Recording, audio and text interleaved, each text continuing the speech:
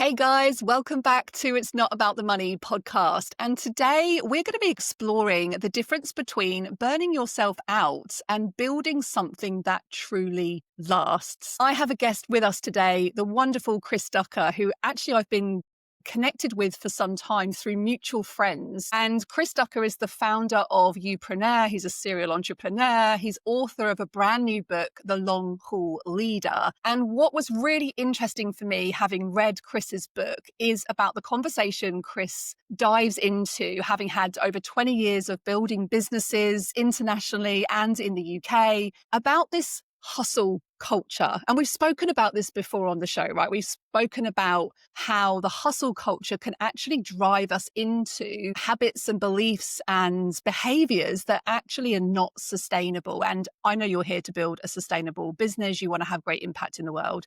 So I'm really excited to dive into Chris's new book today, where he challenges this kind of faster, harder mentality and introduces this concept of long haul leadership. So welcome to the show, Chris. Thank you so much for joining us today. Thank you for having me. I'm super excited to sit down and have a chat. I really want to ask you, Chris, when you talk about long haul leadership, what does leadership mean for you when you were thinking about the title of your book? Yeah, that's the thing, right? So, as you clearly kind of noted, I've been an entrepreneur for a long, long time. So it's very hard for me to write a book without having a little bit of a business slant on it, because like any good authors that are writing nonfiction books, they'll kind of lean onto their own experiences first and foremost, and then kind of start, parceling out from there.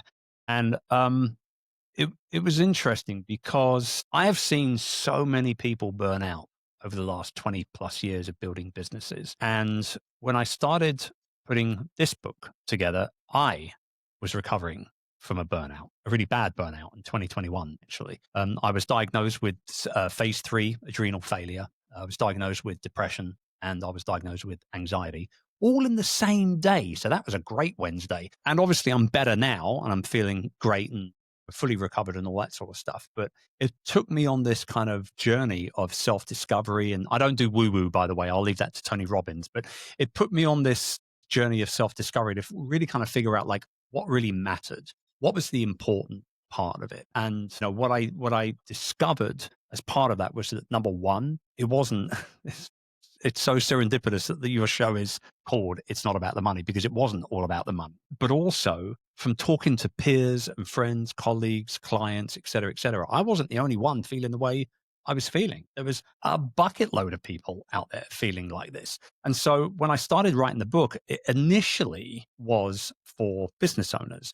But now, actually, I feel like anybody that is career focused, let's say, could pick up this book and get a lot from it, because the framework that I've built out within the book, which we call the Life OS or Life Operating System, anybody can pick that up and move with it. So whether you're a business owner, an entrepreneur, small business owner, solopreneur, or you're, CFO, COO, COO, somebody who's got a really strong career position in place, making good money, wanting to do good things for good people, et cetera, then there's a lot to learn for sure. So for me, a long-term leader in a nutshell is somebody who wants to go the distance in their business, but also in their life. And when you say going the distance, what was it then about that moment for you in 2021 that showed you that you were going the distance, but obviously it was having a massive impact on your physical health and your mental health? Take us back to that moment then, Chris. What was going on for you during that period? Yeah. So the really ironic thing here is when you think about burnout, you think about somebody being, physically exhausted, mentally exhausted, emotionally exhausted. I was all those things, by the way.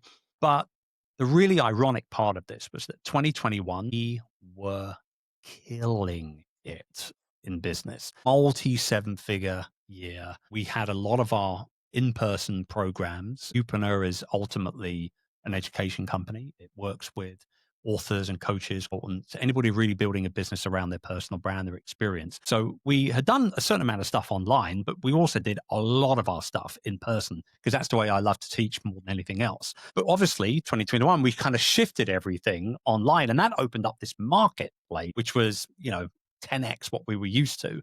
And so we were killing it. And the work I was doing or still do, I absolutely love. I love doing the work I do.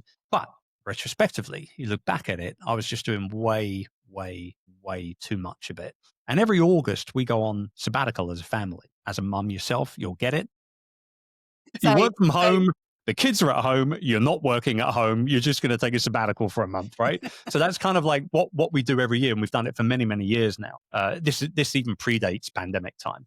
I remember going into that sabbatical that August in 2021, feeling really, really tired. Like I was like, man, I really need this break. Like I need it big time. And we Mm. went to this gorgeous country retreat. We were feeding chickens in the morning and roasting marshmallows in the evening. It was all very picturesque and lovely. And it was great. Don't get me wrong. Lots of memories were made and all the rest of it. But then when we came back, first day back to work at the beginning of September, I came into this office. I turned on the computer, stared at the screen for 10 minutes, turned off the computer, walked back out through the doors behind me, and didn't enter back into the office again for another 3 weeks. Something was broken and I needed to figure out what it was.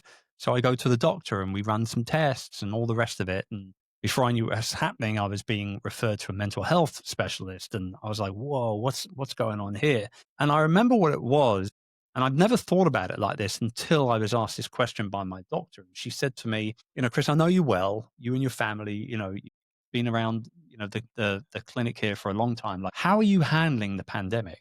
Like, how are you actually handling it? And without even thinking, the sentence that came out of my mouth was, well, the pandemic has taken away everything about me that makes me me. Mm.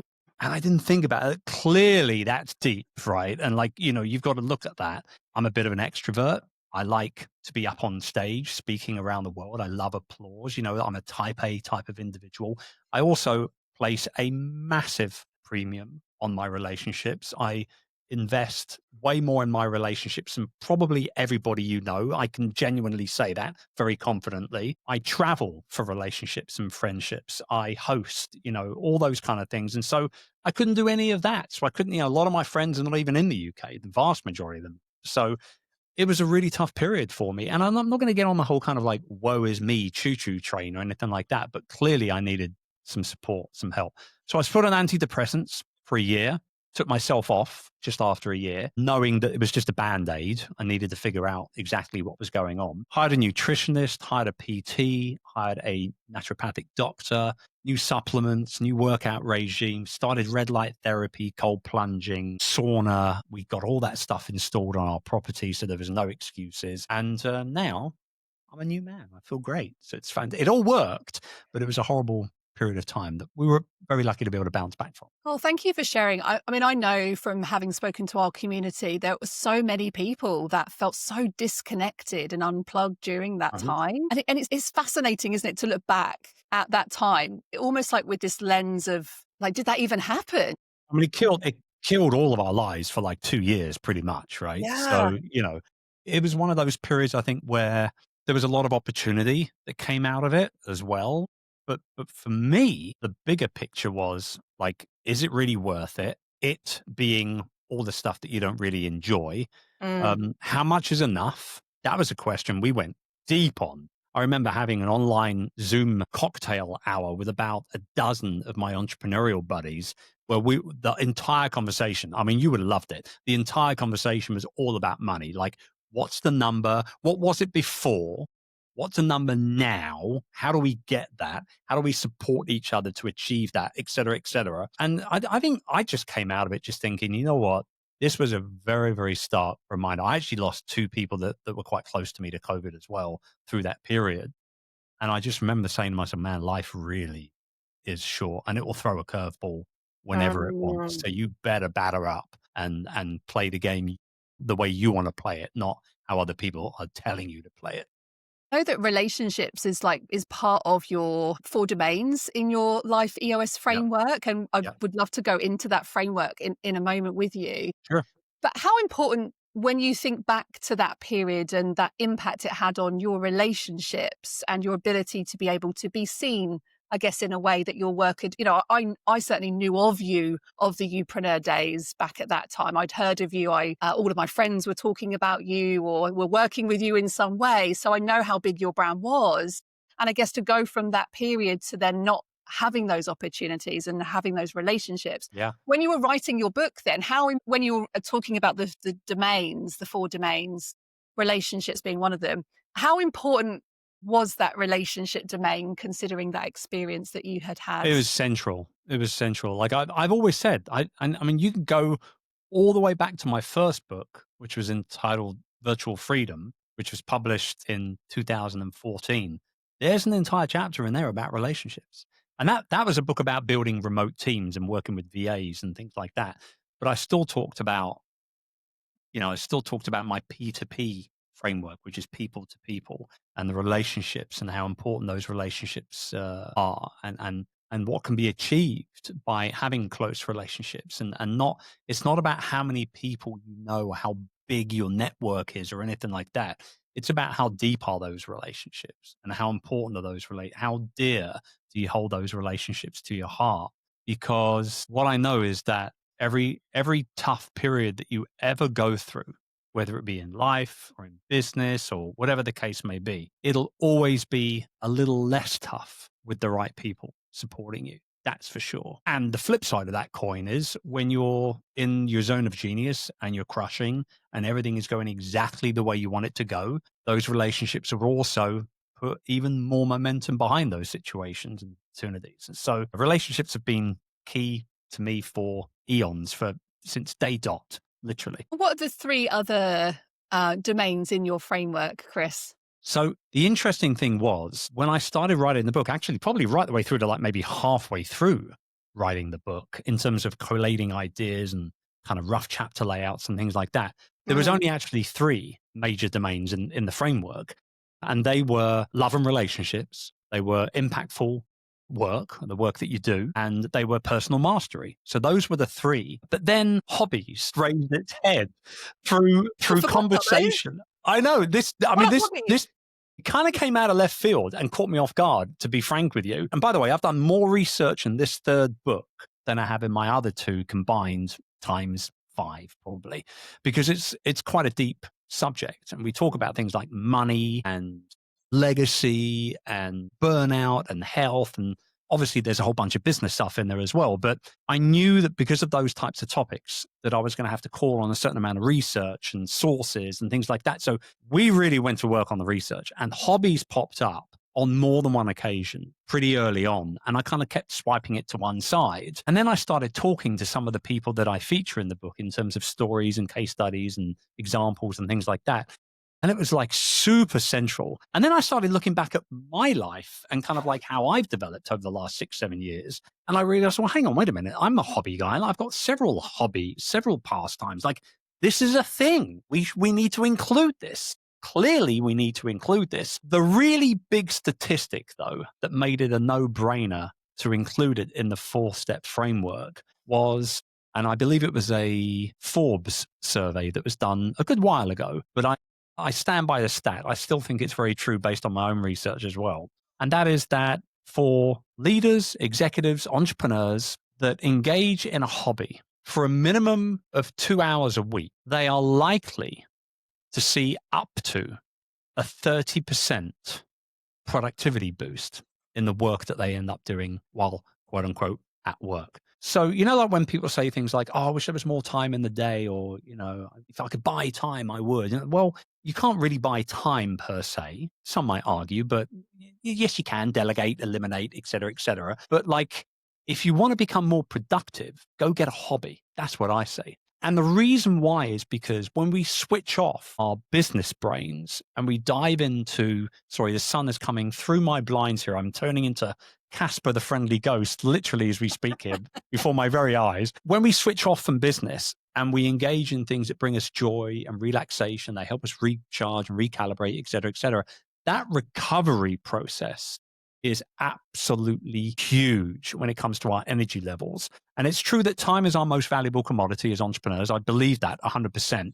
But also energy is one of our most valuable commodities as well. So if there's anything you can do to boost your recovery, to gain more energy in natural ways, right? Not just drinking loads of coffee and all that kind of crap, but like natural ways that will enable you then to become more productive in what you do with the people that you're serving for whatever cause or mission you might be on, that's a good thing. So yes, get a hobby. That's Yeah, and simple. it's what I find really interesting about the energy conversation is I talk about like energy feeders and energy drainers. And Uh-huh. if you've got nothing that's feeding energy other than your business, then you become so reliant on the business being the one thing that's going to provide you with that. And that's where I found myself 18 months ago, where I Yep. was like, every amount of my spare time is being spent on the business. And when we talk about this hustle culture, that was my hustle. It was like I wasn't hustling in a sense of work, work, work, work, work, but my brain didn't know where to find other creative outlets other than through my business. Yeah. And suddenly I actually went back to a very, very powerful book, which you may have read of yourself, Chris,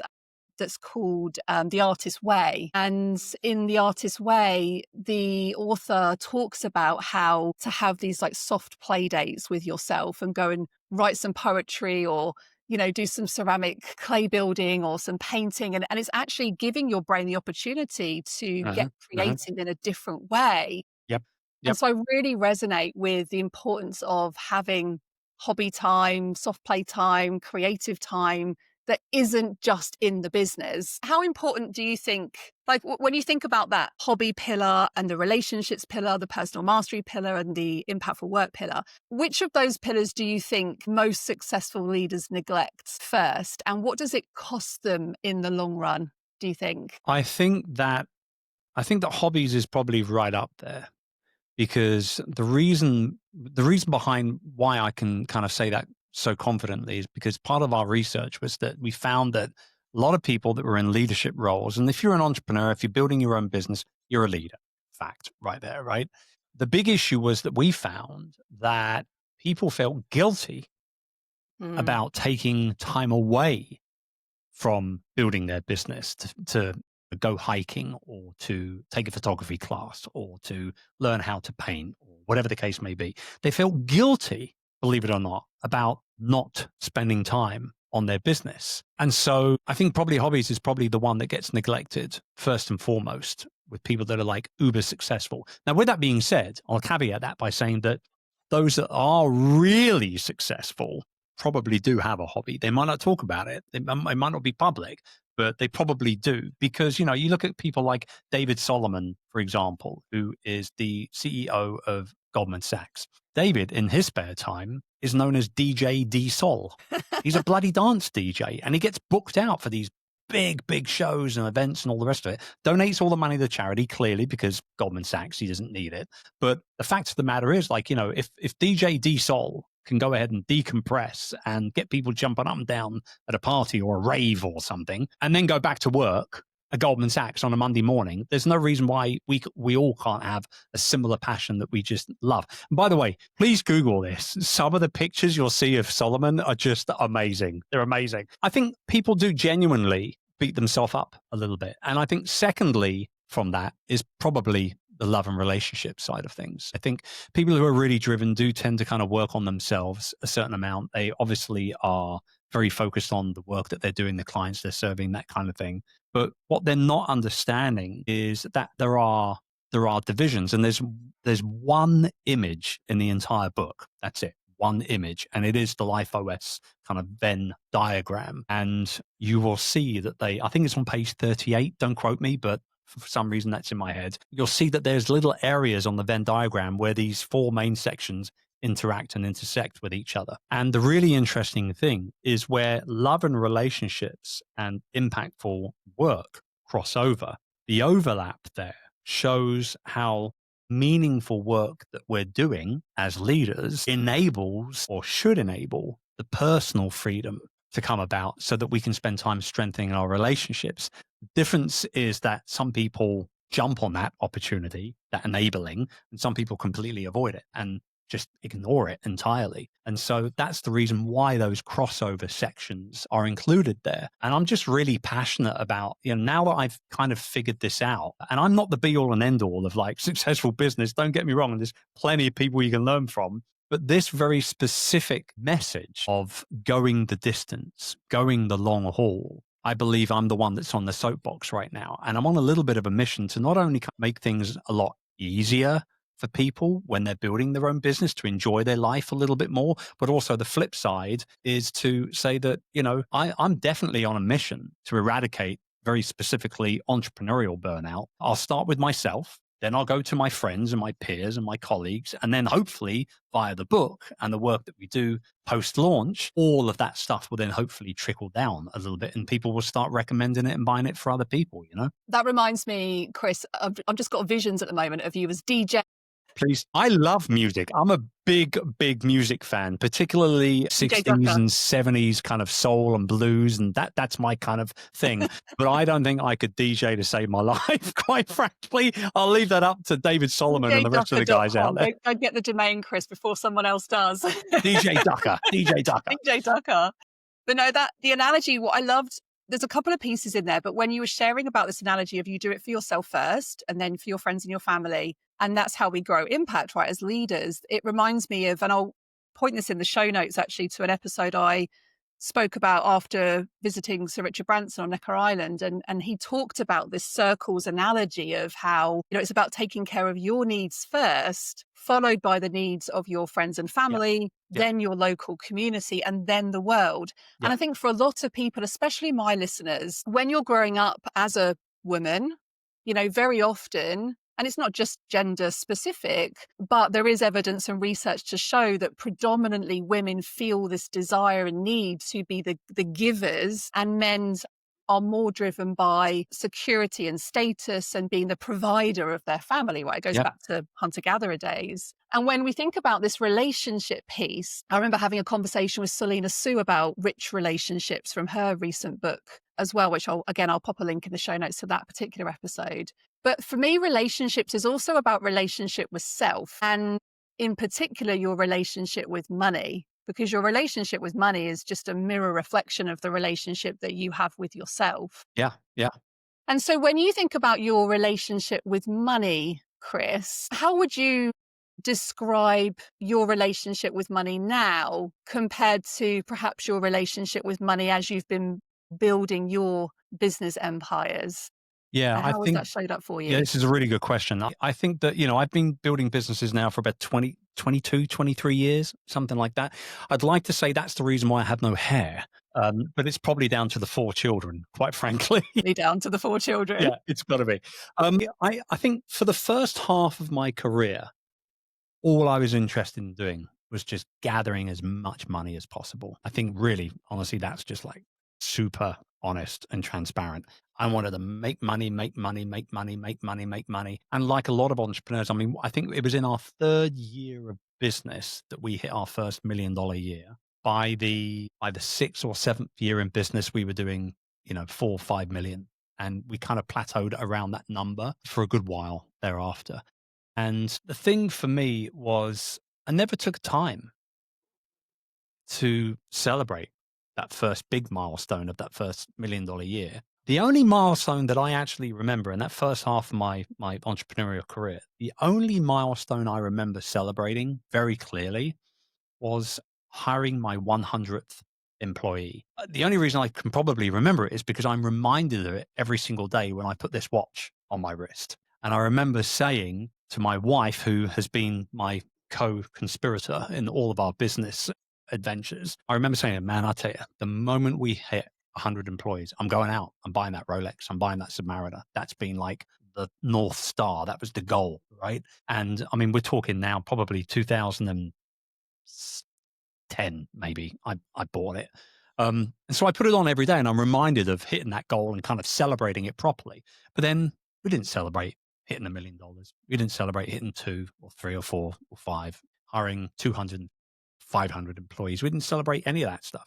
We celebrated selling our first business a couple of years ago. We celebrated selling our second business late last year. We celebrated other things, but I think we beat ourselves up a lot, entrepreneurs. Like if you do something really cool, if you put like a cool project in place, let's say publishing a book, for example, and you go through the cycle of writing the book, getting the book edited, getting it designed, getting it published, getting it up on Amazon, getting it into bookstores, et cetera, et cetera. Please celebrate that. Please celebrate that. Like celebrate it properly, not for social media, but celebrate it for you, for your heart, for your soul, for your joy. because that's a really big thing to do, to put a lot of your experience into a manual that complete strangers are going to end up buying to learn how to solve a particular problem. That should be celebrated. And truth be told, like I know a lot of authors that don't really celebrate their book launches. They're so focused on hitting bestseller lists and things like that that they just don't, Yeah. they don't hit, they hit the list and then they say, yeah, I'm a New York Times bestseller. And then it's kind of like, okay, now what kind of thing? What's next? What do we chase Mm. down next kind of thing? Right. And what I've seen is that through the process of things like those kind of projects. And this is why in the book we talk about hustle is a season, not a lifestyle. So you can hustle's not a bad thing. You're going to have to hustle up every now and then, but like you've got to kind of pull back and say, right, the season's done now.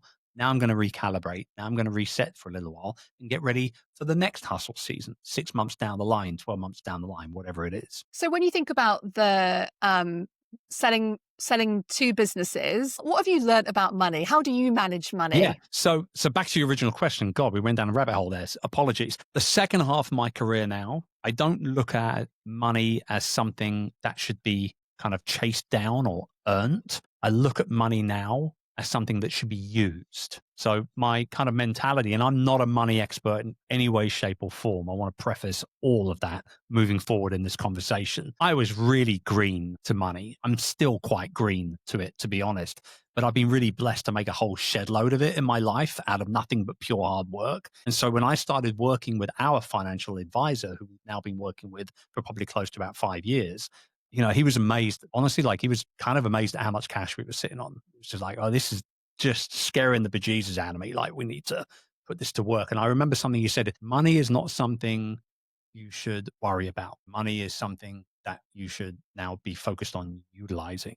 Because you worked really, really hard to earn all this money. You need to flip that mentality now and say, the money's going to work hard for you from this point moving forward. And so that's what we did. We sat down, we kind of devised a plan. I go through it actually in the book, not in great detail, but a good sort of overview of these kind of different buckets. And, got the ISA thing, you've got the pension thing, you've got the real estate thing, you've got the stocks and shares thing and the bonds and all that kind of stuff. And the money's working well for us. I can't complain at this point.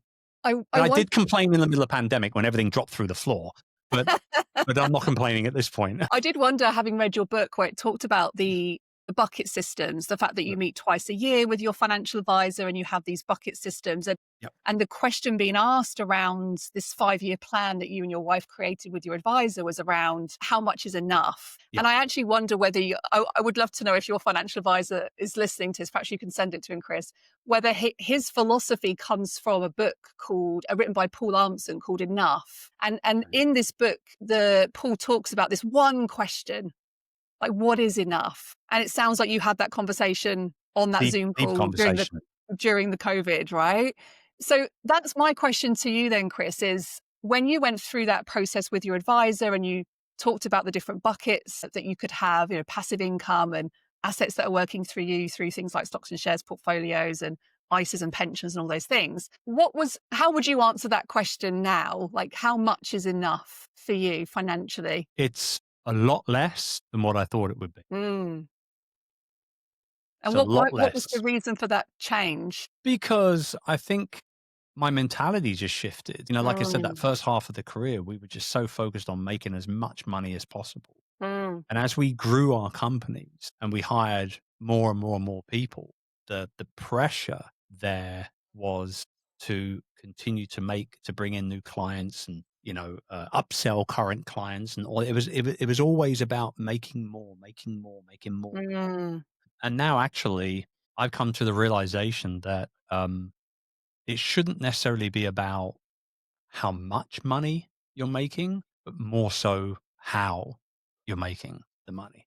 That's my kind of holistic view on it now. If you're working 60 hours a week and you're making, for example's sake, £1 million a year, but you're not spending any time on your health, you're not spending any time with friends or with your loved ones at home, and you're stressed out a lot of the time and you check an email at breakfast on a Sunday morning and all these things, that is not a successful life.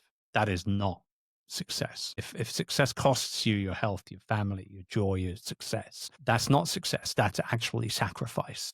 And I want to redefine success a little bit. Well, I have redefined success for me. It's about peace of mind. It's about presence at home. It's about being at every single school event and being there for my wife as and when she might, need me for one reason or another, not just kind of fobbing her off because I've got other things to be getting on with. And what I've really learned is that, particularly as we were talking about earlier on about how important it is to look after ourselves, like the one thing I've really learned here is that actually self-care is not selfish. It's a strategy. Like it's a really good strategy. And it's a Yeah. strategy I think that a lot of entrepreneurs skip over. They don't focus on at all. And Mm. for me now, it's number one. Like today, before we had this conversation, I did my cold plunge. I worked out for 30 minutes. I did a red light therapy for 20 minutes. I ate my muesli and my yogurt, and I came in here with a cup of coffee ready to speak to you. That's how every morning starts for me now. Whereas before, I would make a cup of coffee, come into the office, and I'd start pounding through email. So I put myself first every single day, every single day. And by the way, just as an aside, if we talk about energy, if you haven't tried red light therapy, if you're listening in to this conversation and red light therapy is not something that you've tried out yet, please try it out. Find a clinic close by to you, give it a go and see what it does for you. It has been an utter life changer for me. And I do Interesting. not skip my 20 minutes in front of those red light panels every day, every single day, including weekends. I do it. It's been a game changer for me. Just wanted to Yeah. put that in there quickly for you. Interesting. Yeah, there's a clinic that's just opened up in Jersey recently that provides red light therapy because I know like that there's these masks and things that you can buy where you can do it at home. And yeah, Yeah, there's a lot they're, of they're great and everything, but to kind of like have it like work really well for you, particularly yeah. with things like recovery, aches and pains, inflammation, and just energy levels in general. So I started it at my chiropractor's. I go for a monthly chiropractor adjustment, and he got the red light panel, full body panel in, and he was like, it's free if you're on like a maintenance plan. And I was like, well, how often can I come in? He's like a 10-minute drive for me. It was like as much as you want, just book it and just come in. So Amazing. I went in and I started going in kind of like 2-3 times a week, and I noticed that the days where I'd have the therapy in the morning, I was really like bounding with energy all day, and that I would sleep a lot better at night. And so I was like, well, I'm not going to go to him, every single day. So I just bought my own panel and just installed. We have a home gym in the garden here, and so I just installed it in there. So we've got the plunge, we've got the red light, we've got the sauna. We did the whole thing. Like health for me, health and wellness for me is like number one.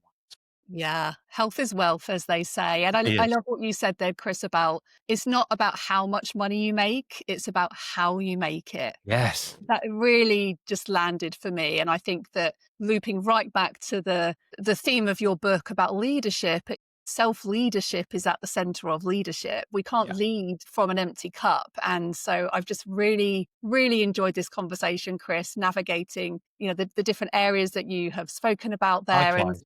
and the final question I have for you is this podcast obviously is called It's Not About the Money. So if it's not about the money, what is it about? Me, it's about creating a sustainable me, because a sustainable business really does start with a sustainable you. So it's about my habits. It's about my boundaries. It's about the fact that my energy is the foundation of my success. And it's about, like I say, diving into that strategy of self-care daily, every single day without fail. And you don't have to go overboard. I've mentioned lots and lots of different things there, but like just very simple things. Like I go for a walk after lunch every day in a local forest here, and I love it. In fact, actually, that walk introduced me to one of my hobbies, which is now wildlife photography. That's my happy place. When I'm behind the camera and I'm looking at a bird or a squirrel or a badger or whatever it might be, like that's my happy. Like I am so happy when I'm taking photos of wildlife. Like if I could bottle it and sell it,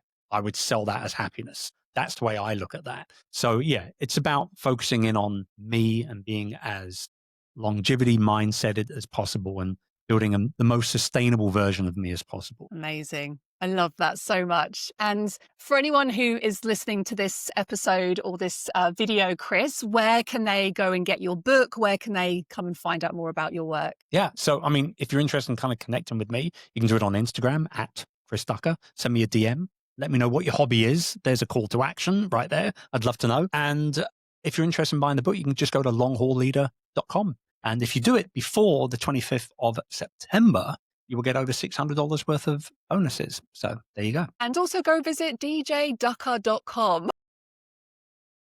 We'll set that domain up at some point in the future because it's not all about the money, is it? I love this conversation so much. Thank you so much, Chris, for your time. Thanks, Catherine. I took so much away from your book. I love the stories about your children. I know your daughter's working with you in the business, and I Yeah. love the She's the gaming real up boss, Chloe. cars I mean, stories and the she's Lego. the COO. She runs the company now. Yeah, she's great. amazing. Yeah. She's like, she emails back within like 2 minutes. You I'm don't like, mess this girl around. is on fire. But yeah, I love the personal stories. I love the Lego building stories. Both my children were very avid Lego builders growing up. So Yeah. yeah, there's a lot of personal reflection in this book, which I haven't seen in some of your previous books. I really, really No, enjoyed. that was, I'm so happy that you bring that up because, when you start writing a book, and you'll know this yourself, you think about the bigger message first, and then you start building out the chapters and the lessons and things like that. And at first, I was a little bit hesitant to kind of include more personal stories, not because I wasn't worried about, I was worried about sharing them, but because, like, are people going to relate to this? I Maybe not. think I'm that's not what sure. people, But it's yeah, the thing that people keep it is the thing. messaging me about. They're like, "Oh my god, that story about you and your son buying those Warhammer figures, like that really resonated," or building the Lego thing. I just needed a way to be able to mention David Beckham in the book and the fact that he's a big Lego fan. So I was like, well, I'm a massive Lego fan. I've got other people into Lego. So, I think that the Disneyland stories and all this kind of stuff, like, I think people can resonate with personal stories. And I think that it also is a nice way to be able to kind of like break down borders and brick walls as well. And just say, like, we're all human. None of us are perfect. We all have these funny little quirks. But if we can all agree that being around for the long haul is not only good for our business, but also for the people that we really care and love, that's kind of like the bigger message here more than anything, right? Yeah, your Yeah. business has to feel like an exhale, right? It has to Yes, feel that's like a an great way. Why didn't I get that from you before I wrote the book? I could have included that in the book. Your business should feel like an exhale. I love that. Yeah, but it's absolutely true. It's exactly what it should feel like. And actually, just another little nugget as well for you. So the visual that you talk about in your book is on page 38. And Oh, actually, okay. I know you're not woo, Chris, and neither am I, but the page 38, 3 plus 8 is 11, and 11 in numerology, which is all to do with astrology, is the spiritual teacher. So I definitely feel like there's a significance, even unconsciously, that image has Very. landed on page 38 for Yeah, you. very unconsciously, but I'll take it. I'll take any good juju I can get, I'll take. Great. Well, thank you so much, Chris, for listening. And thanks for listening to this show, guys. I would love to hear your takeaways from this episode. What is it that landed for you when you think about leadership and moving away from this kind of hustle culture, which I do feel like a lot of us have been immersed in for a long time, and things are shifting. We're having more conversations with more authors and entrepreneurs about the fact that it isn't about the hustle. It's about finding your zone of genius. It's about understanding your vision, your purpose, and not letting money lead that purpose so that it will become an after effect of that purpose. So I do think times are changing, and I would love to hear from you about your key takeaways from listening to today's episode. And I'll see you back here again on the show next Monday. Remember, guys, it's not about the money. Take care.